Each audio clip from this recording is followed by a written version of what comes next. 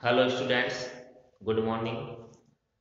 BA first year की भूगोल की क्लास में स्वागत है आप सभी का। आज हम इसमें सागरीय जल से उत्पन्न स्थलाकृतियों का अध्ययन करेंगे।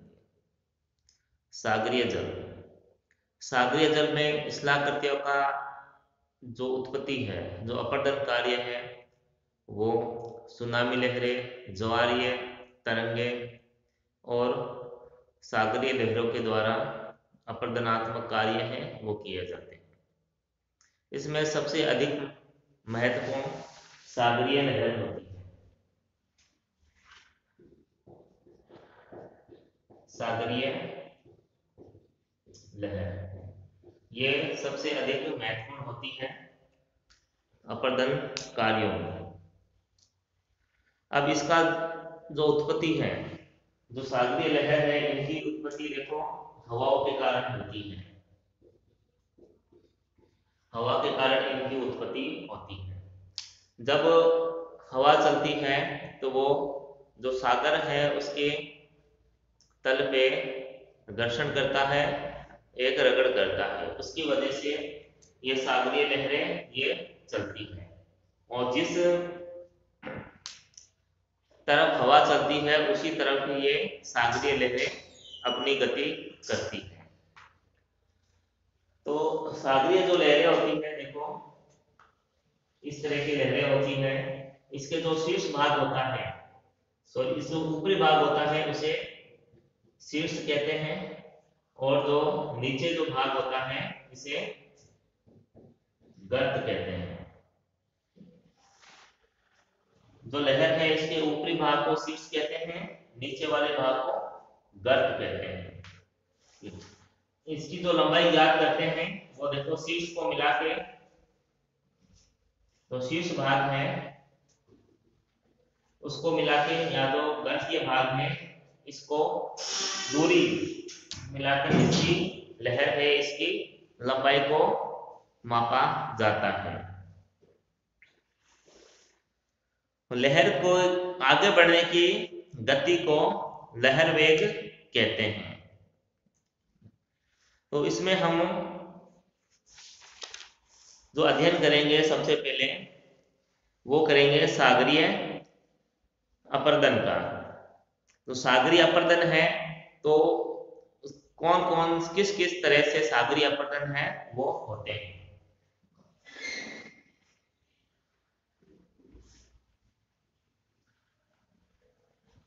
सागरीय अपरदन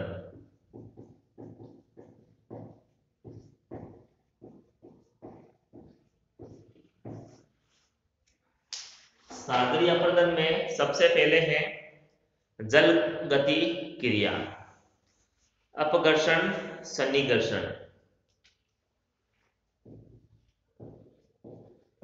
जल गति क्रिया, अपघर्षण, सन्निकर्षण, फिर है जल दाब की क्रिया। जल दाब की क्रिया ये सागरीय अपरदन में देखो इसमें सबसे पहले जो सागरीय तरंगे, सुनामी आदि, ये सागरीय तट के अपरदन के प्रमुख कारण है, जिनमें जो सागरीय लहरें होती है उनके द्वारा जो अपरदन कार्य है वो सबसे अधिक किया जाता है। अब इसमें यह भी ध्यान रखो, मान लो ये सागरीय भाग है और ये स्थल भाग है। अब लहरें क्या करती हैं, जब किनारों पे आती है तो उसके बाद वापस पीछे भी हटती है। ये मतलब आगे और पीछे दोनों की तरफ है लहर है वो गति करती है। इसमें जल गति क्रिया है। इसमें देखो जो सागरीय तरंगे हैं तीव्र वेग से तटों से सीधे टकराती हैं, यानी तीव्र रूप से तट से टकराती है जल गति क्रिया में। तो शीघ्र ये तटों से टकराती है तो वहां उपस्थित जो चट्टानें होती हैं उन्हें ये तोड़ देती है, यानी उनका अपरदन करती है। और इस क्रिया में केवल जल भाग लेता है, जल भाग लेता है, केवल जल, यानी केवल जल के द्वारा अगर कोई सागरीय तट पर कोई चट्टान है उसका विखंडन हो रहा है तो वो जल गति की क्रिया है। ठीक है, जो सागरीय लहरें हैं वो तीव्र गति से आती है और सागर किनारे स्थित चट्टानों का अपरदन करती है। उसके बाद है अपघर्षण। देखो, तो सागरीय तरंगों के साथ कंकड़ पत्थर अधिक मात्रा में अगर मिले होते हैं, अपघर्षण में क्या है, जो सागरीय तरंगे हैं, सागरीय तरंगों के साथ कंकड़ पत्थर मौजूद होते हैं,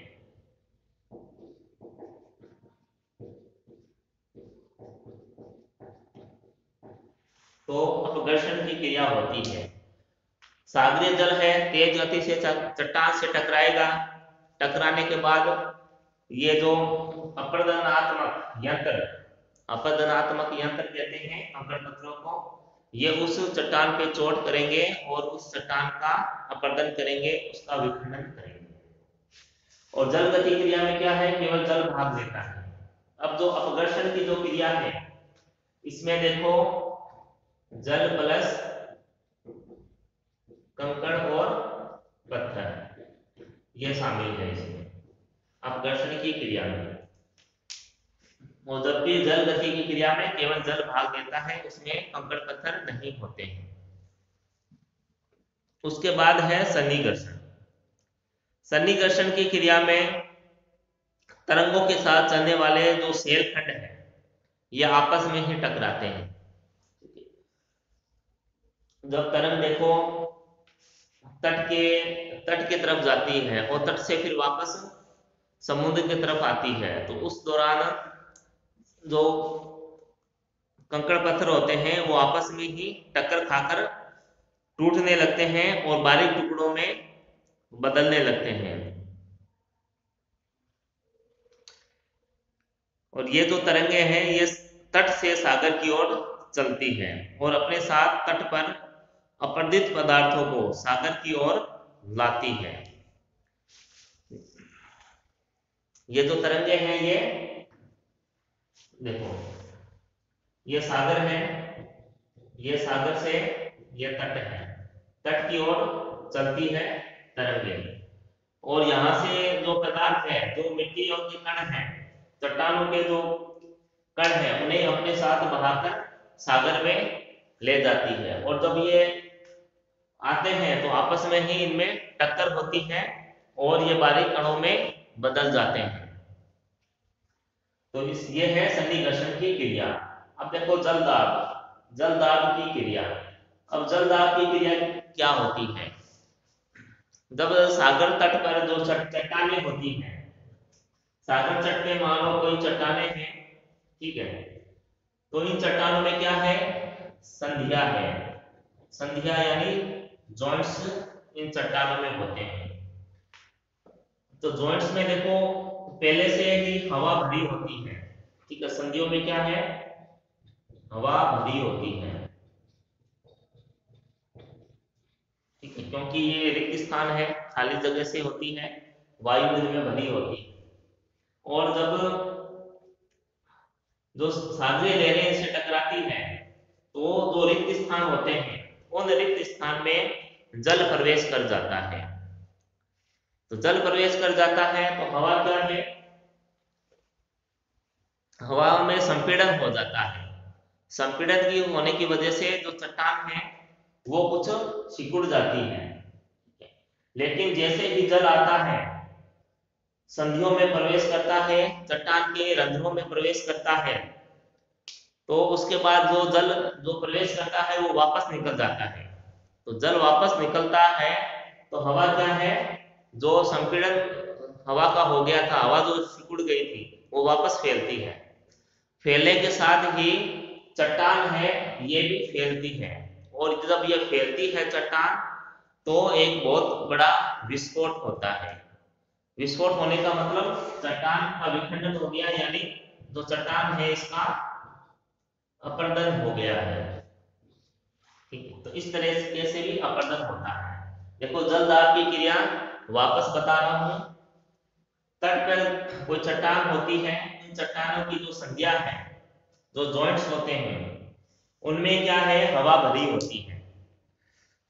जब सागरीय तरंगे उस चट्टान से जब टकराती है तो जो हवा है, हवा के साथ जल भी उनमें संधियों में प्रवेश कर जाता है। तो संधियों में जब जल प्रवेश करता है तो वो हवा है वो संपीड़ित हो जाती है, यानी संकुचित होती है। उसके बाद जो जल वापस संधियों से निकलता है तो हवा क्या है, जो संपीड़ित हवा है वो वापस फैलती है। तो उस वजह से जो चट्टान है वो भी फैल जाती है। चट्टान जब फैलती है तो एक विस्फोट के साथ एक विस्फोट होता है, वो चट्टान का विखंडन हो जाता है या उसका अपरदन हो जाता है। तो ये जो क्रिया है ये जल दाब की क्रिया है, यानी जल के दाब के कारण पहले तो जल पे दाब पड़ता है, उसके बाद जब दाब हटता है तो विस्फोट के साथ चट्टान है वो टूट जाती है। और जो चट्टान है ये हजारों पाउंड के शिलाखंड टूटकर अलग हो जाते हैं। हजारों पाउंड के जो शिलाखंड है वो टूट के अलग हो जाते हैं। तो ये था सागरीय अपरदन, यानी किस तरह से सागरीय जल के द्वारा अपरदन का कार्य होता है। अब हम नेक्स्ट लेंगे जो सागरीय अपरदन है इसको प्रभावित करने वाली दशाएं। जो सागरीय अपरदन है इसको प्रभावित करने वाली दशाएं कौन सी होती है। सागरीय अपरदन को प्रभावित करने वाली दशाएं, देखो इसमें सबसे पहले हैं जो सागरीय तरंगे होती हैं, इनकी लंबाई और इनका वेग महत्वपूर्ण होता है। अगर सागरीय तरंगे हैं, इनका जो वेग है वो तीव्र होगा तो वो आसानी से अपरदन कर पाएगी। उसके अलावा जो सागरीय तरंगे हैं इनकी लंबाई भी महत्वपूर्ण होती है।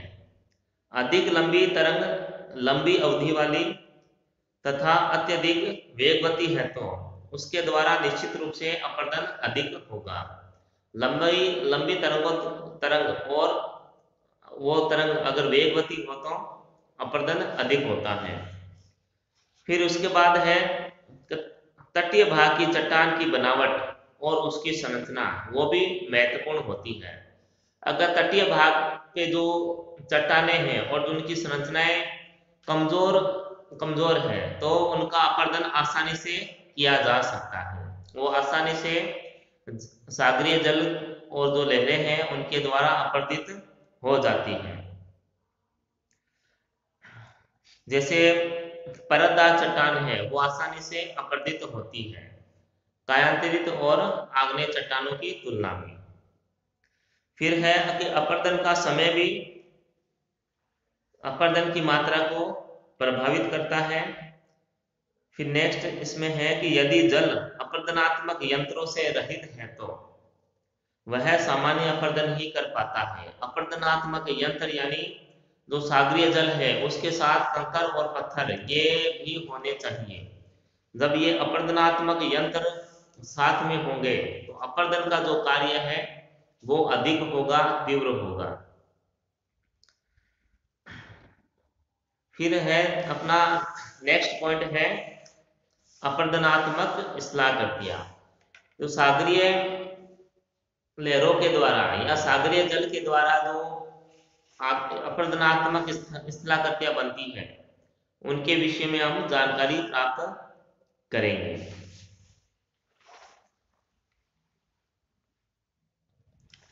सागरीय अपरदनात्मक स्थलाकृति, सागरीय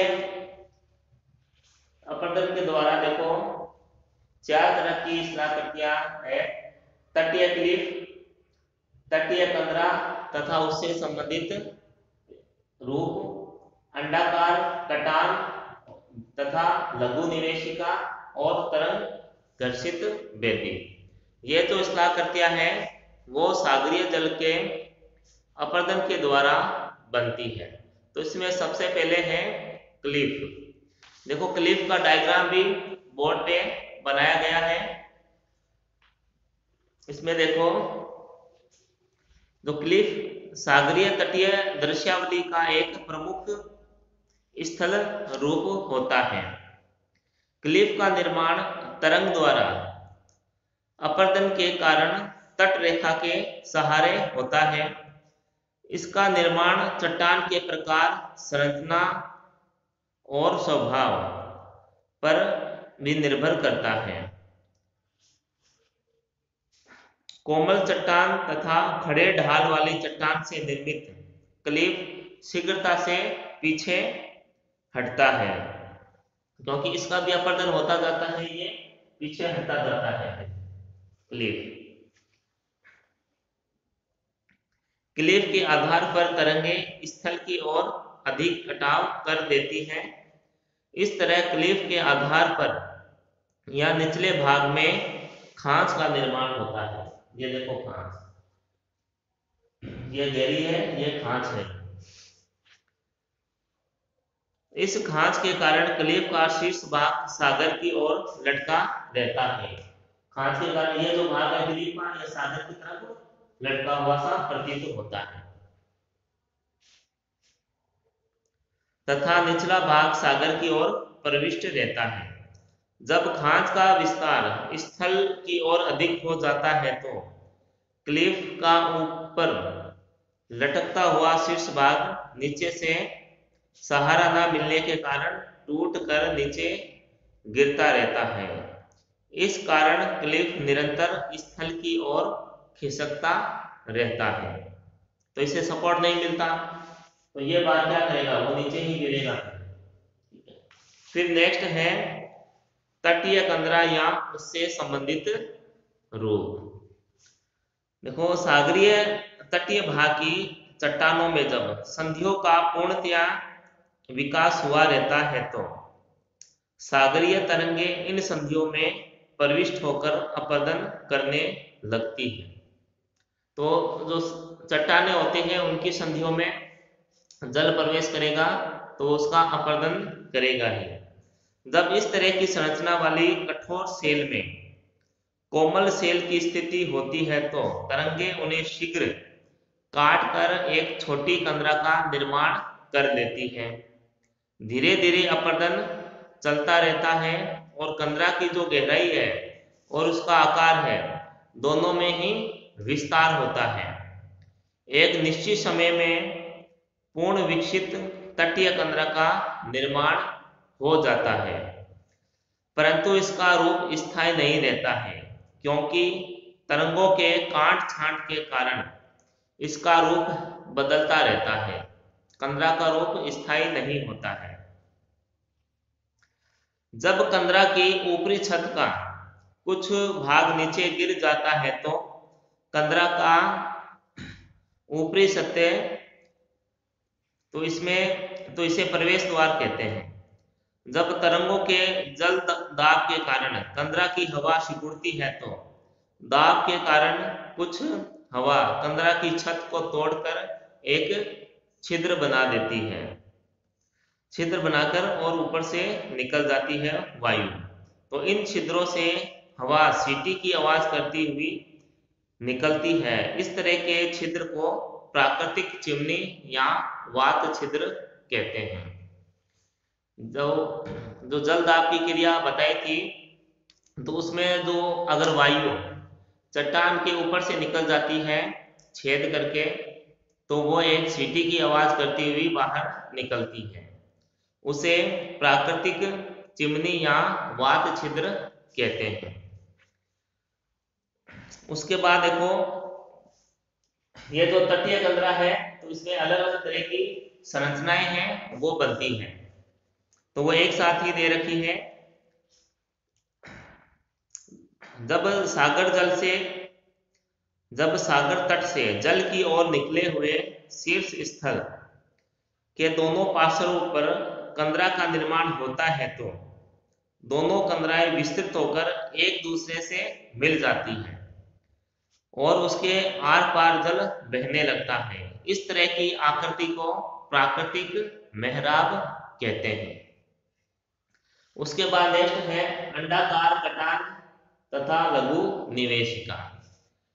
देखो, जब तट के समानांतर क्रमशः कठोर तथा कोमल चट्टानों की परतों का विस्तार होता है तो तरंग का जल कठोर चट्टान की संधियों में प्रवेश कर जाता है। इन कठोर चट्टानों के पीछे कोमल चट्टानें होती हैं और जो जल है वो कोमल शेल का, कोमल जो चट्टानें हैं उनका भीतर ही भीतर अपरदन करके उन्हें खोखला कर देता है। इस तरह कोमल चट्टान वाले भागों में अंडाकार कटान तथा उससे निर्मित आकृति को लघु निवेशिका कहा जाता है।